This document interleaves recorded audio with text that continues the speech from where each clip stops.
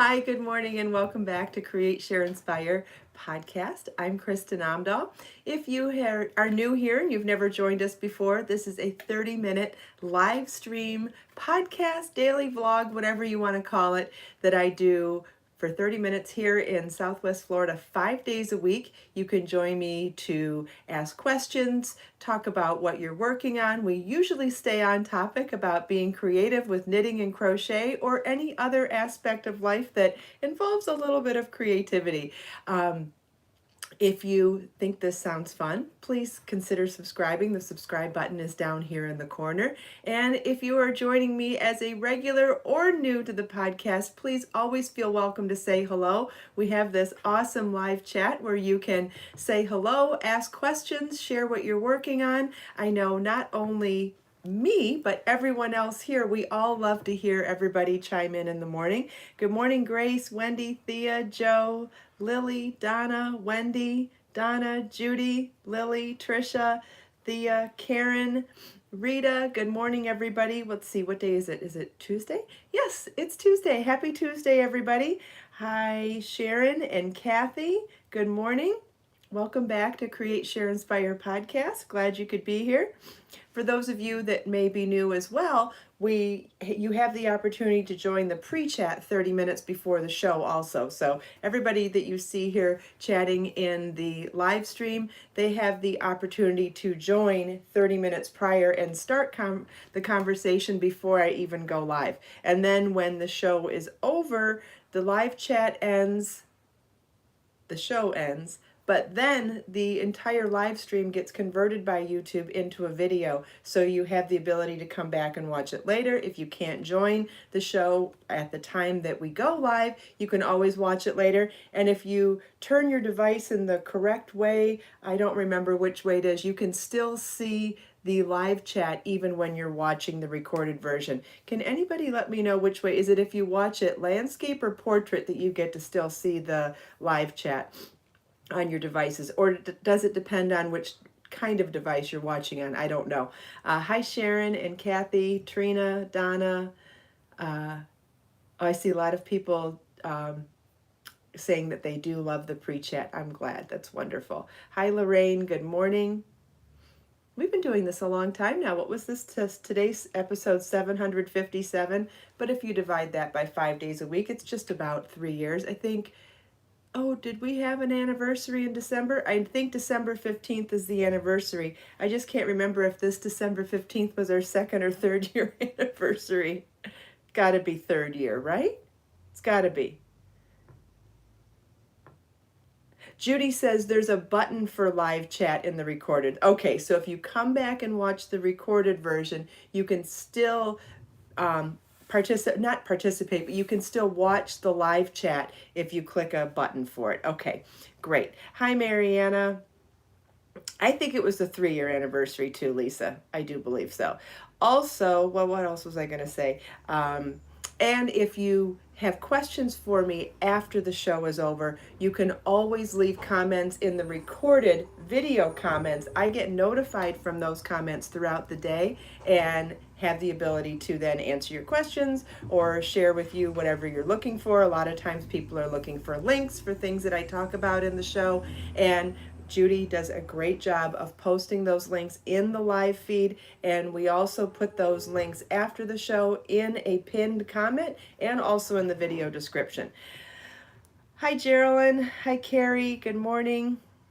Hi, Donna. Good morning. Happy Tuesday, everybody. So glad you could join me live this morning. Does anybody have any questions before we begin? I'm going to talk to you this morning about mist blocking. If anybody is familiar with that, great. If you're not, I will talk to you about some of the reasons why mist blocking can be convenient and a benefit compared to wet blocking or steam blocking or any of the other ways of blocking.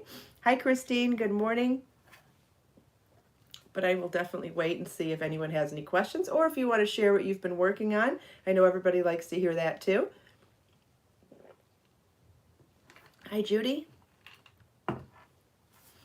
And I'll start. I have been working on book 20. So last night I was able to finish book layout We're roughly 114 pages, and I got the table of contents done, the glossary done, the stitch library, the symbol library done, and the index done. The index is a beast. That one's tough to do. It takes a lot of work to get the index done, and it was for 24 patterns.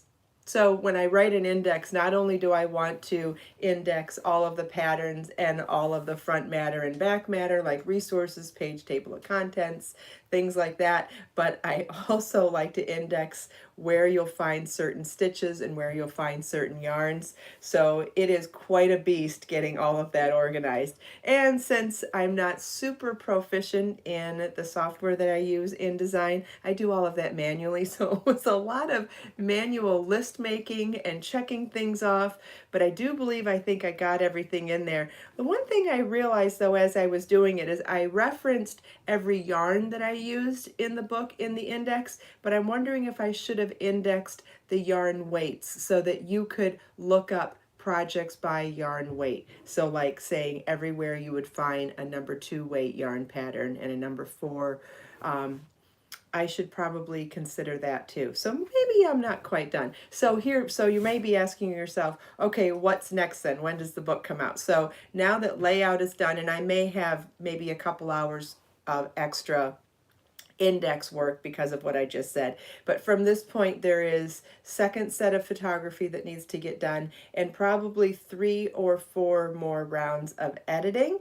And then I start working with the printer to figure out, I start working with the printer to get the last level of edits to make sure all of the photos are the right resolution and to make sure everything fits within the formatting and the bleed of the layout for printing.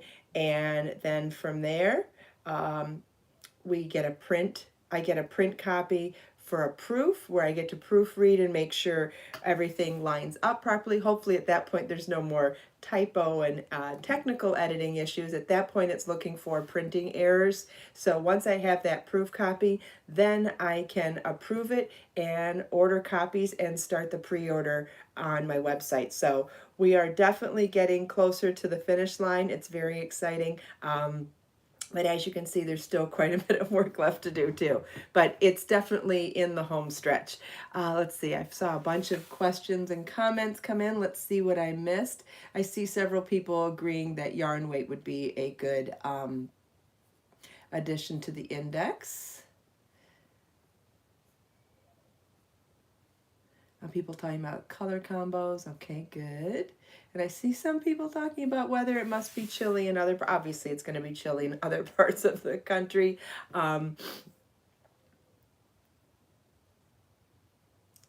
Rita, if you're looking for an order, if you could please email Judy after the show with your order number. We'll see if we can help you.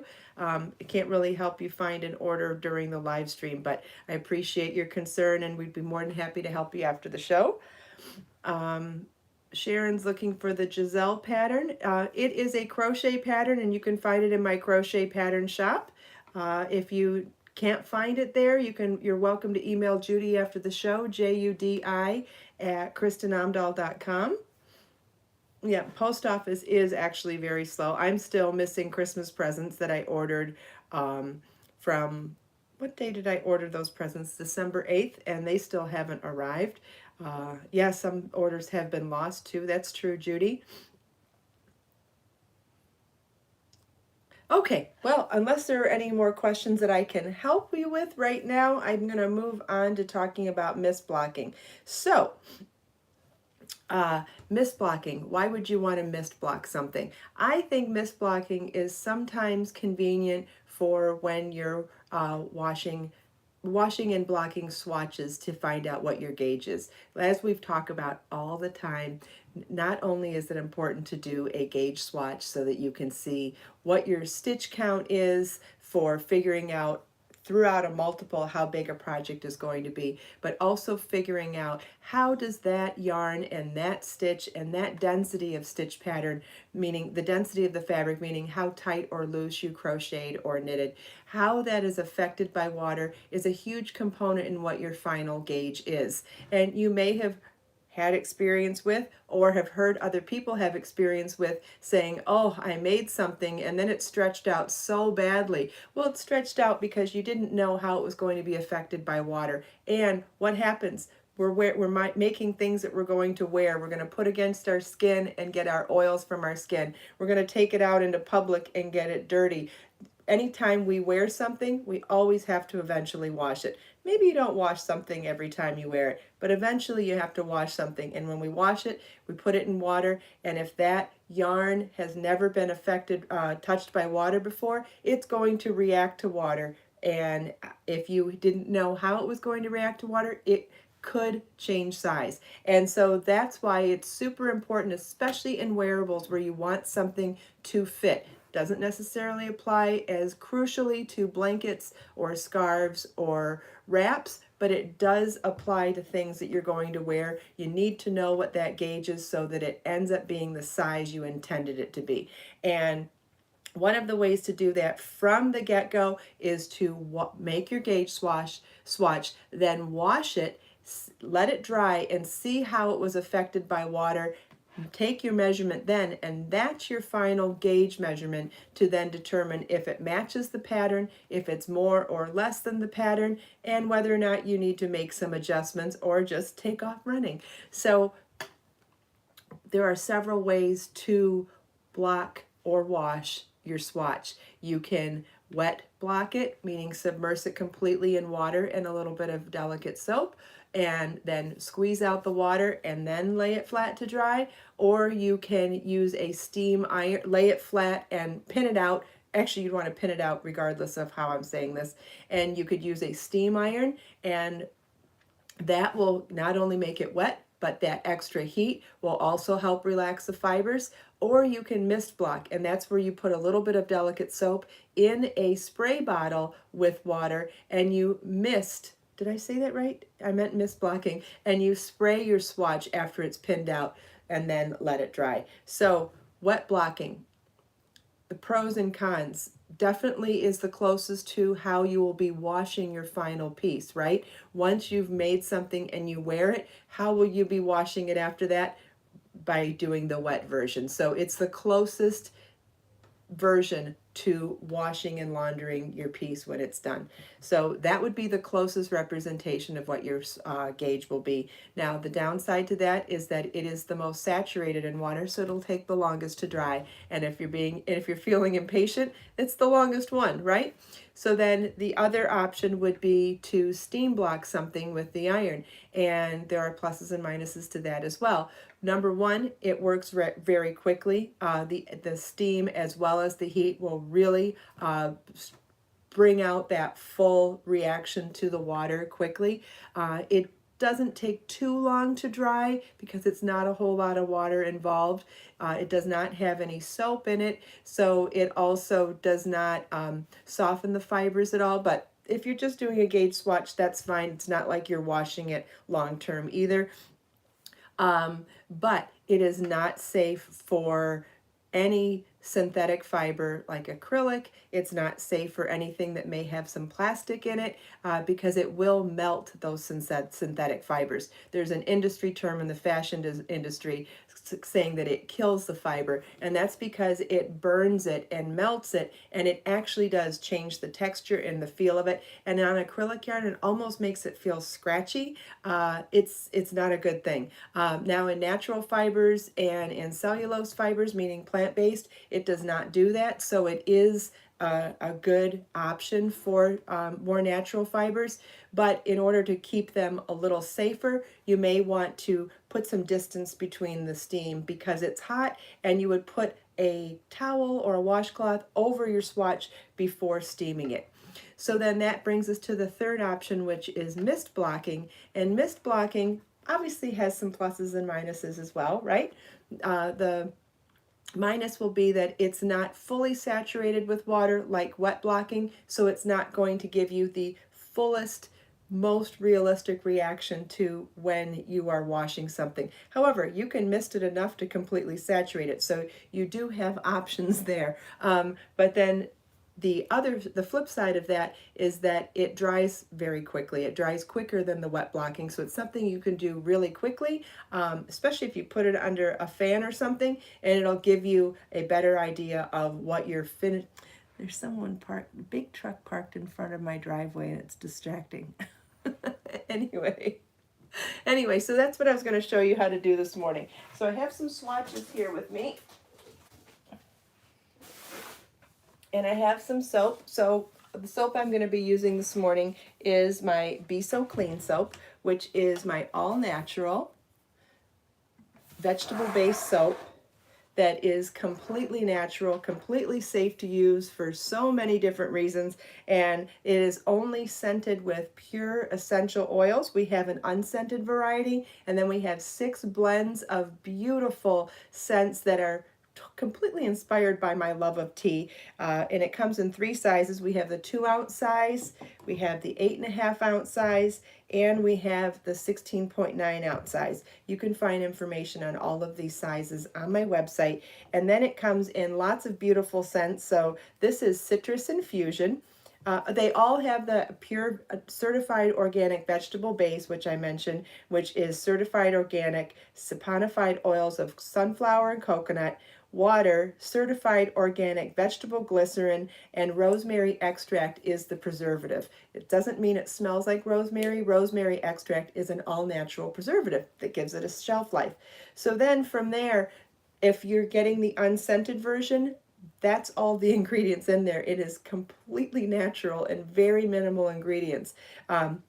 If you buy any of the scented ones, they have essential oils in them, and I'm going to tell you which essential oils in each of the scents, and then we'll get on to the mist blocking. So this is Citrus Infusion. It has essential oils of French lavender, orange, tangerine, and that's unscented, which has no scent in it, that's the one we donate to charity with the Be So Helpful bags, because I feel like that's the one that can work for anybody regardless of allergies or scent sensitivities. This is Lemongrass Garden. You know how much my kitties actually and I love lemongrass.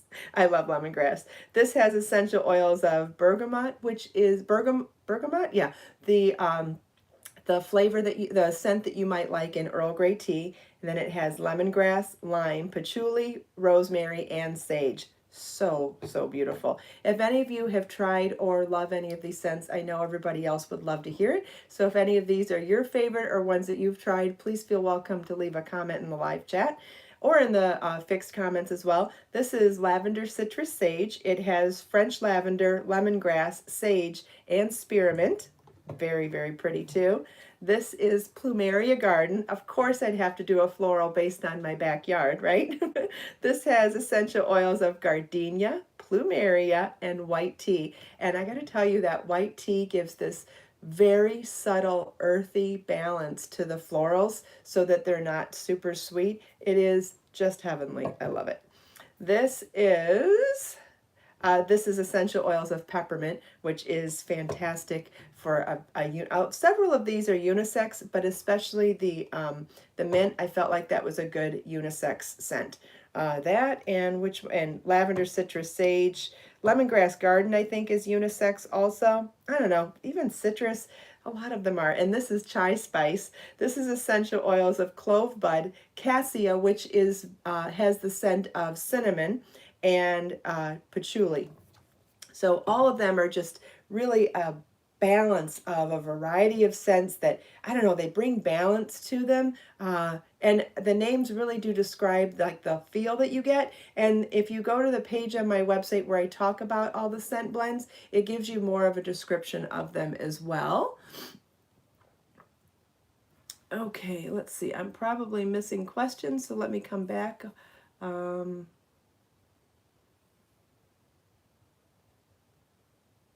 Carla, there's no such thing as a dumb question. Absolutely not. Yes, soap can be very important when blocking.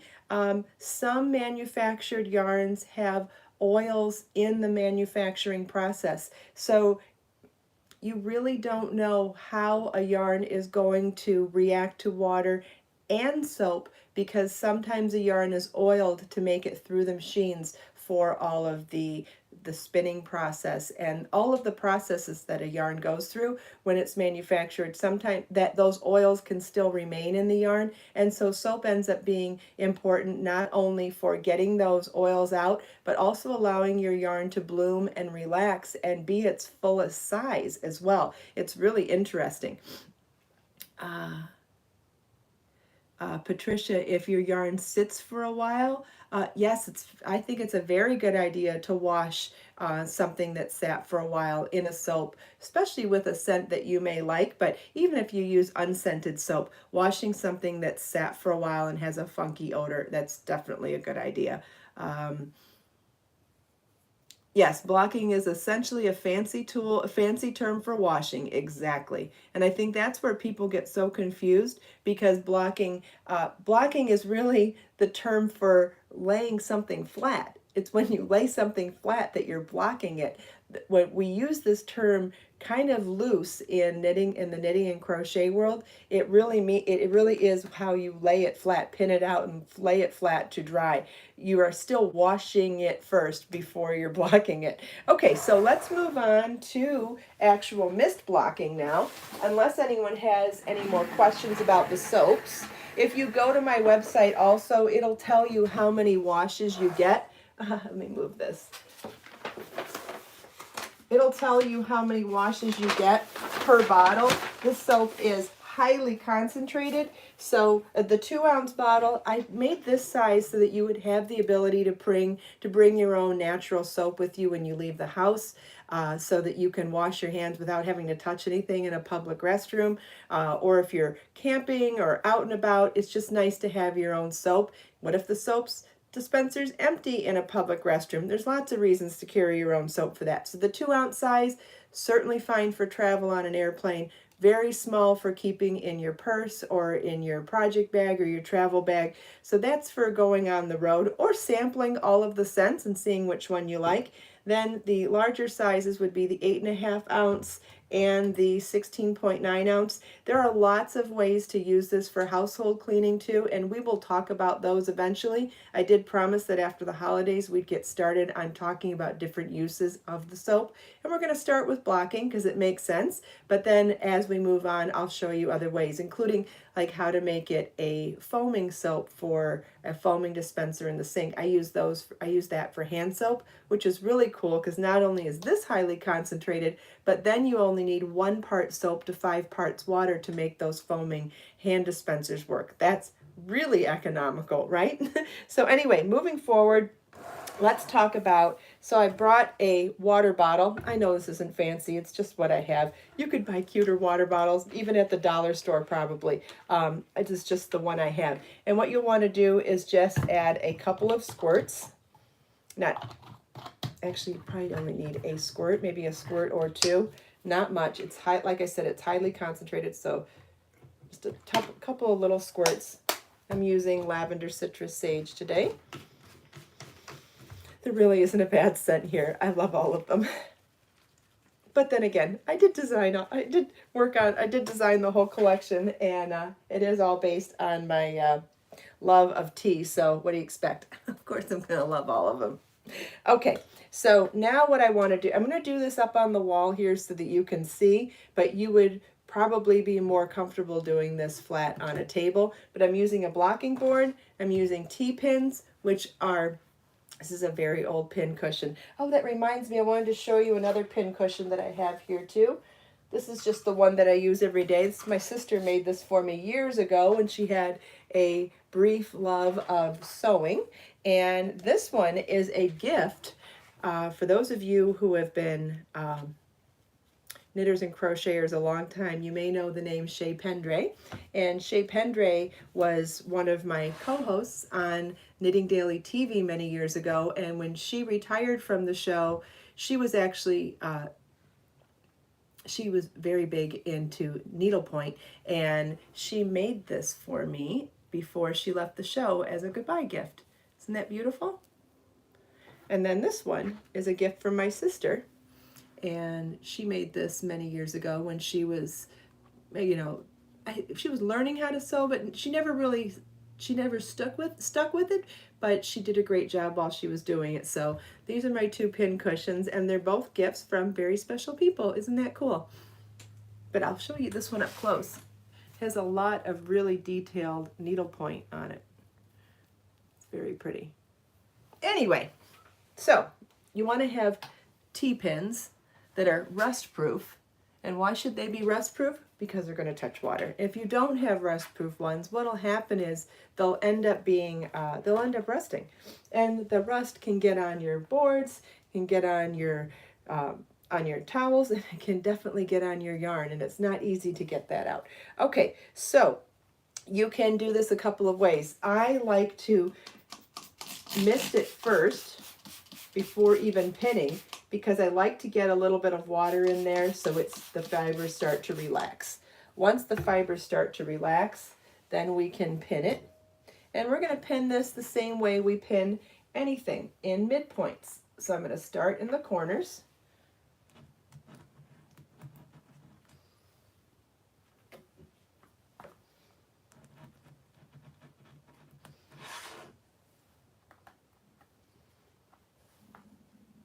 And this isn't right in front of me, so hopefully I'm doing this symmetrically. I can always come back to it and readjust anything. So I'm going to eyeball it from here, and if it doesn't work out when I put it in front of me, I can always redo it. So then I'm going to pin in the midpoint. So from 2 pins, find the midpoint and pin there. From these 2 pins, find the midpoint. So I work in north, south, east, west, north, south, east, west, and I work in midpoints because I'm trying to just stay symmetrical the whole time. It's actually quite fun. There's something very relaxing about blocking to me because I love working in these midpoints.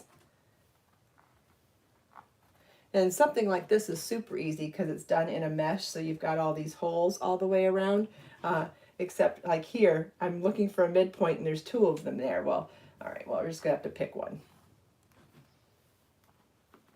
And then I see that my corner could come out a little bit more once I do that. Looking pretty nice though, isn't it? What happens is once you start really smoothing out these sides, you'll see that your corners could get pulled out a little more, and that's fine. I do get asked all the time, how hard do you pull? Well, you notice that I'm not being super gentle with the yarn. It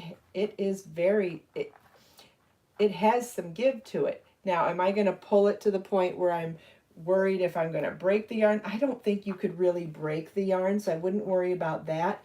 But what I do worry about is pulling too much in one direction without pulling in the other direction to keep it symmetrical. And that I should show you a mistake one. If we have time today, I'll show you one where I do this incorrectly and show you the kind of problems that come about. Where I find that as long as I stay in midpoints like this, I avoid the mistakes that I'll show you in a mistake option. Just want to get this out. There we go. See how much bigger that is than when I first showed it? So now I'm going to leave this and let it dry. I could turn a ceiling fan on. I could put an oscillating floor fan in front of it. There are lots of ways to help speed up the drying process, but it's going to dry on its own regardless. It's just about how excited you are to find out what the final piece is and how it's close to its final measurement right now while it's wet, but once it dries and you take the pins off, it may relax back just a little bit, and that is actually your proper gauge when it dries and comes off the pins. Do I have a video for a crochet pin cushion? Migdalia wants to know. I don't. I should though. That would be fun. Okay, so let's see how much did we go over. We have a minute or two. Let me show you one where if you did it incorrectly. Let's see. Okay, yep, I got a good idea. So I'm going to take this triangular one now, which this is actually this is a doubles as an example of what not to do for not only a swatch but also for a shawl. This would be a smaller scale of what not to do when pinning a shawl. So okay, so let's say we just start in the corner here. Okay, and let's say we just pull this as far as we can go in this direction. Okay, and let's say we pull it as far as we can go here. And then we come up here, pull it as far as it'll go up here. We've lost our triangle shape, haven't we? And then we come over here and pull down here. And you notice that we're losing our triangle shape, especially because of that corner here. And because we pulled there, it's going to give us a funky shape down here in the corner too. So, see that? It's losing its shape. So let me show you again how we would do this if we're working in the midpoints. If we're working in the midpoints, I would start in that center there, and I would make sure that this top line is perfectly straight. Okay, and then I would come down to the center point down here. Now we've got a triangle, and now we can work in midpoints.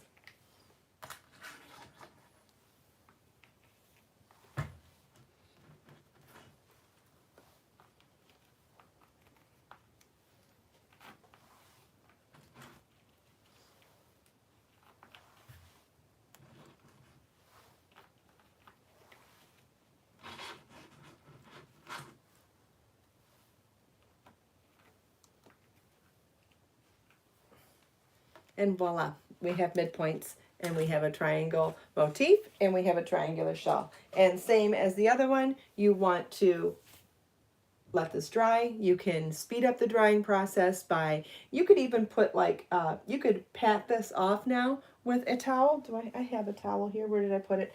You could start patting it off with a towel a little bit if you want. Like this. Which will do a little bit, won't do much, but really if you put some circulating air on there, it will dry in no time at all. Does anybody have any questions?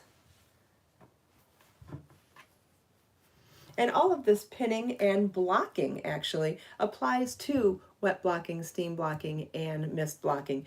However you decide to block, this is actually the blocking process. What we do with water is the washing process, which I think is so important to separate those two out, because there's so much misinformation out there and there's so much mystery involved with, is it still on camera? There's so much mystery involved with blocking, and I just really want to take as much time as possible to demystify it, because we make wearables and wearables need to be washed. So how they are affected by water is super, super, super important when determining gauge. Thanks, Edna. Does anybody have any questions? Patricia learned a lot. Yay! That's the goal. I mean, that's part of the goal. I want everybody to feel positive when they leave my show. I want everybody to feel educated when they leave my show. And I want everybody to feel included when they leave my show. So it's really important to me that you feel included, that you feel motivated or inspired, and that you learn something.